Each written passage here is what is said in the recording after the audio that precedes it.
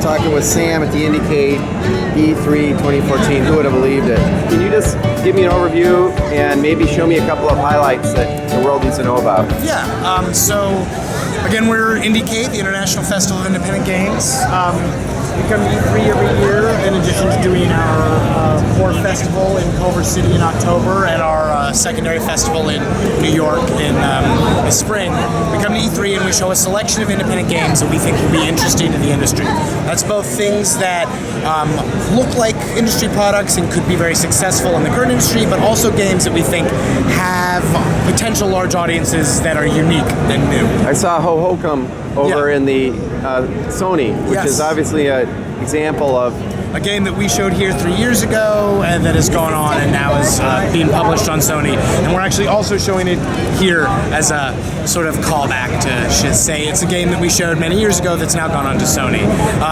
We've had a lot of success like that. We have also here in the booth Sports Friends, which is a collection of games that were in IndieCade, which has gone on to be published actually also. So you know this space pretty well, so I can ask you, like, is there one that you think might become the next Ho Ho-Come or something that we want to discover here at the show? Well, there's a ton of great games here. Some of Very which, good political answer, I might just say. Some of which already have planned releases for PlayStation and Xbox One. Some of which I think are going to end up on those consoles. So over here to the right. Let's walk over. Yeah, let's go. You're just sitting here. So this is a game called Below. Below is a roguelike adventure game. It's made by a studio called Capybara Games. They're based in Toronto, and they are two-time, actually, IndieCade winners. They made a game called Super Brothers Sword and Sorcery EP, and another game called Super Time Force, both of which won awards in IndieCade. This is their new game. It's going to be released on the Xbox One. One of the things I love about Below is it evokes, it's so a little nostalgic for me. It evokes the old adventuring games that I played in my childhood. Like specifically, it makes me think of the original Zelda games, where I don't know if you can see on the screen, but your avatar in this game is very small, and you navigate these very large spaces. Yeah. And the original Zelda wasn't like that. Your avatar was sort of big. The avatar is right there. It felt like a very big space, and you didn't know what anything was or where anything would be. And Below evokes that feeling constantly as you play, because you're so small, set in these big, empty spaces you want to explore and find out about. It's very atmospheric, and the art is just incredible. And this is called Below. It's called Below. Awesome, thanks. Yeah. Anything else? Yeah, and so if you look over here, this is a game called Close Castles. Now, the games we show you in the IndieCade booth vary. They can be almost finished games that were just released or just about to be released, or they can be brand new games. The developer of this game, this is an early prototype. I think they've been working on it for a month. The developer of this game is a guy named Asher Volmer. He's actually working on the game in front of you right now. Here. Yeah, in progress. In progress. And Asher recently won an Apple Design Award for a game called Threes that he made with a guy named Greg Rowland. But so this game, Close Castles, is brand new. They're getting a lot of hands-on play testing here. They're working on it. This is a game that I expect in a year or less you'll see coming to the PlayStation or the Xbox. It's a multiplayer local tower defense game. So it's 4 players simultaneously. You can build houses, which make soldiers. You can build towers, which propel soldiers. You can build markets, which give you more money to build. And how about those iridescent controllers? Yes, they're beautiful. Asher sourced those himself. Oh, he did. Awesome, thanks. That's good. And then the last 2 things I'll tell you about very briefly are in different kinds of spaces. One of them is a game called Choice Chamber, which is back here. And you can go. What's that pink thing there? Oh, so this is a play experience called Bloom. They're architecturally designed plastic pieces that fit together in multiple different ways, and you can build things out of them. They're like awesome grown-up Legos. It was originally designed and shown at the Olympics in London, and is now here in Los Angeles. And showing them here. You could make a cool lie and say that's from the 3D printer. The monsters I believe they do 3D print them. Do they? Actually, yeah. It kind of looks like it could be those pieces, but. So this game here is Choice Chamber. That's beautiful. Where did you steal that from? The podium that it fell off of, mine. Oh. I'm waiting for Wait to clear out my room. That theft has been recorded on camera. This is my like. Oh, I see.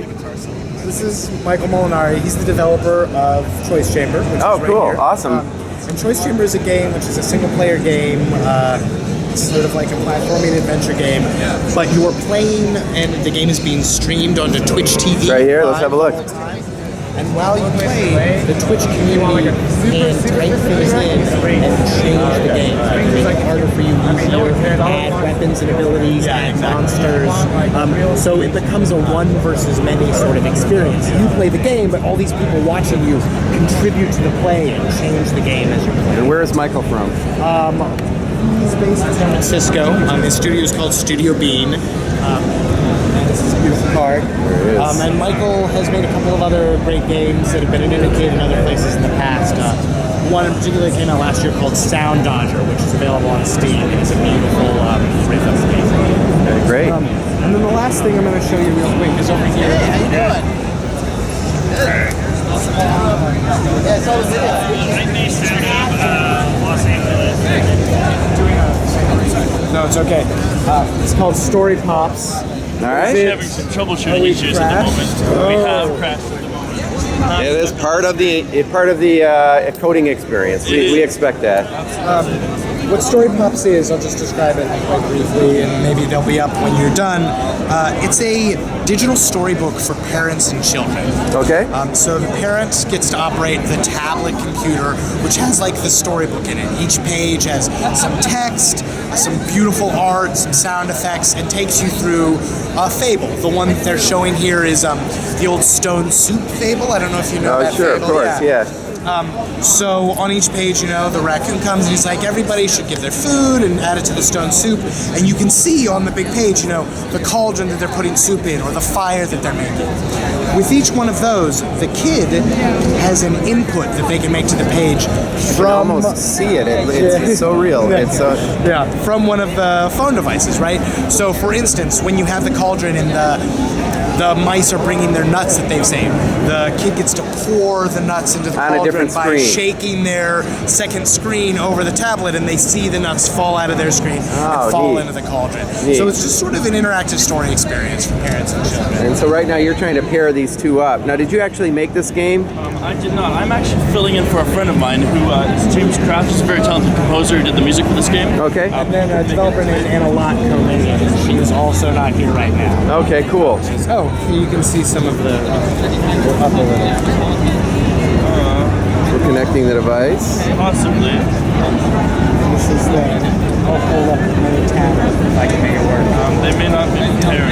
So Sam, Yeah, I was going to show you the art. while this is going, what would you say to a student, maybe a college student who wants to get into IndieCade and has an idea? I would say make it. This is the best place to start. So many more people are making games now, and that's because there's people who want to do it, but there's also a massive number of tools now that are available and easy to use. Unity is a development I know engine this is Unity. that you can. Yep. So we're good to go. So if you want to hold this one, so you can start from the beginning. And so there's the title of the game that I was able to just drop into this. And so now we see, spin the wheel. As we spin, this is creating snow, which will appear on the screen. And so it's just little interactive things for the kids to be more immersed with as they're reading the story. And so, it's really interesting when they were testing with children, the children would actually make sure that this was up here. So like, Of course. the snow comes from the top, it has to be up there, Well, duh. That would be lovely if this froze again. Right. Here they can blow. Yeah, you can blow, so literally you can blow into the iPhone and into the mic, or you can spin. Yeah, and then each of these characters, if you interact with them, they make little sounds and they say things, and so there's just little secret things for the kids. This is using, almost everybody has two devices these days. Absolutely. Particularly in the house, Yeah. So then we can go to the next page. The illustrations aren't too bad there, I have to say. Quite lovely. Here you this where everybody dumps the food in? Right, so here's like a little mini game where you're trying to get the food by tilting using the accelerometer. Oh, it's so into that red tube. Yeah. Right, and so wherever I get this in determines where it comes out there. And it's sort of of no consequence, but just a little task-based game for them to do. So to see we're experiencing some latency, so now all the nuts came out. And then, yeah, again, everything interacts. They're very cute. I'm glad I stopped by the IndieCade today, Sam. Good. That was worth a try, and good job debugging this. Yeah, it's good to meet you. Yeah, so you were saying Unity. I did want to just finish. So Unity, and Unity's a little more complex, but it's pretty straightforward, and you can get something working in it quickly with a tutorial. But if that's too much for whoever you are wanting to make a game, there's also Game Maker, Game Salad, Twine. These are all tools that let you make small, simple experiences, and you don't need to know any coding when you start. And they'll actually help you learn it as you go along. Most important thing, though, is if you have a great idea, just start making it. And if you have more ideas, make those things. The best way you learn is by making things. And something that so many of the developers here at IndieCade do, and that IndieCade is valuable for them, is they test as they go along. They make a little something, and they have their friends play it, and then they change it. And they bring it here to IndieCade, and they let the audience play it, and they change it. And don't be afraid to put the things you're making in front of people and get feedback on them and make them better and better as you go. There's nothing. The best thing to be able to do is to make a thing and show it to someone and have them say, I like this, but I don't like this. And for you to be able to take that and make the thing you're making better. That's good advice. Yeah. Sam, thanks. Great deal. It's always good to see you. Yes, nice to see you. And we'll get this out. Thanks. Awesome.